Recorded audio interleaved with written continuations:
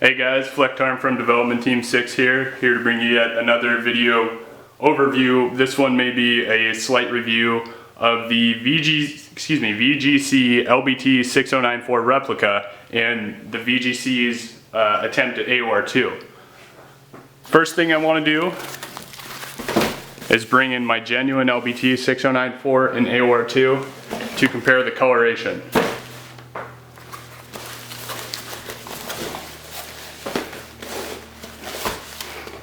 So if the camera will pick this up, I'm looking in the camera now, it looks a little more drastic on camera than it does in person. In terms of coloration, I would give the VGC a 8.5 out of 10 on accurately replicating the AOR2 coloration. The webbing is a little darker, as well as the colors on the actual fabric are a little more vivid.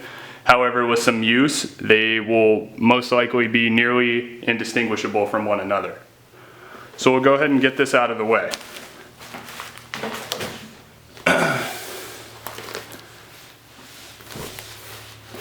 Fitment, cut, and overall presentation seems to mimic a genuine LBT6094 very, very accurately. I cannot see any inaccuracies with the overall design, which is a definite plus. With some of the other replica companies, such as Fly or TMC, your plate pocket is cut incorrectly. However, I do not see that as much as I do with other replicas as I do on this one. So that's a nice plus. All the stitching where it needs to be is bar tacked. And for those who don't know what a bar tack is, it's essentially zigzag stitching over the stitching already present, just to give it extra added strength. I've seen many carriers fail, genuine carriers fail, without this bar tack stitching, which is definitely a nice plus. This is actually something I just noticed, so bear with me while I count. We have 1, 2, 3, 4, 5, 6, 7, 8 rows of webbing, while, let's see here, 1, 2, 3, 4, 5, 6, 7, 8. Both carriers have 8 rows of webbing on the front panel, which allows you a lot of modularity. However, on the VGC, these side rows are slightly smaller. I have not compared the two in terms of sizing. So this is a large plate carrier, and this is most likely replicating a medium plate carrier, which would reflect the size difference. Okay, excuse me for the edit. As we were just talking about, they both have 8 rows of webbing on the front panel. However, the genuine LBT6094 plate carrier has these full-size rows of webbing, while the VGC does not.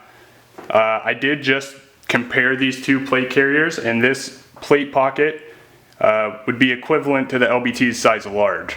So this is inaccurate, meaning this whole panel is slightly too small and should be elongated. However, unless you need all 8 rows of webbing, this doesn't serve as a huge problem. You can just, you can run M4 pouches right here that only take up 2 slots, 2 slots, and 2 slots, giving you 6 magazines on the front, and you'd be absolutely fine. So we'll move on to the cummerbund. The inside of the cummerbund, I'll bring out my 6094 yet again.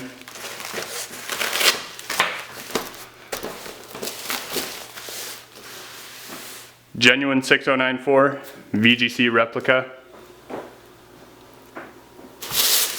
As you can see, they're nearly identical with the exception of some coloration. However, the coloration is not a big deal because you are wearing it on the inside of your body and no one's going to see anyway. And additionally, once this gets a little dirty, it'll fade out to not such a bright green. I'll move on to the back panel so you can get a direct comparison with a visual. Get this in here.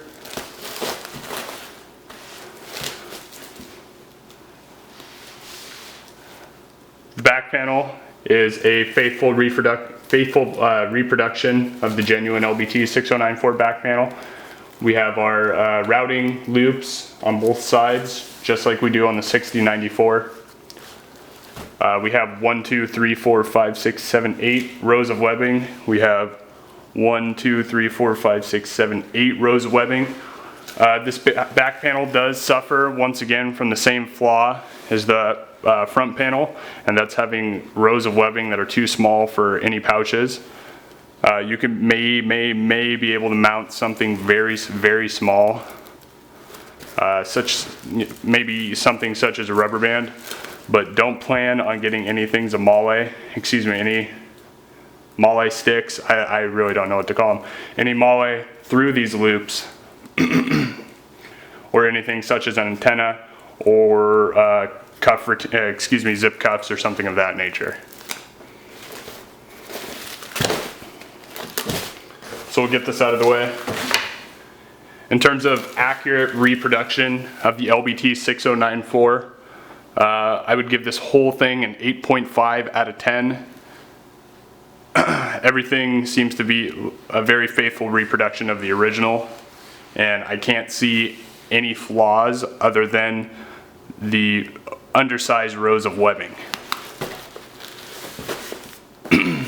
I touched base earlier on this a little bit, and I want to talk about construction again. Everything's bar tacked, so I'm not worried about the stitching coming undone anywhere on this carrier. However, what troubles me a little bit is the material. It does not feel as strong as the original, and that goes for this, the Cordura, as well as the webbing. I'm just afraid it will rip. I'm afraid if I tug on this row of webbing entirely too strong, the fabric itself will rip. Now, this may just be me talking, and I have tons of experience with genuine gear, so going to a replica, it may just be me comparing a $350 plate carrier to a $150 plate carrier. You get what you pay for. So I wanted to talk about the material of the carrier.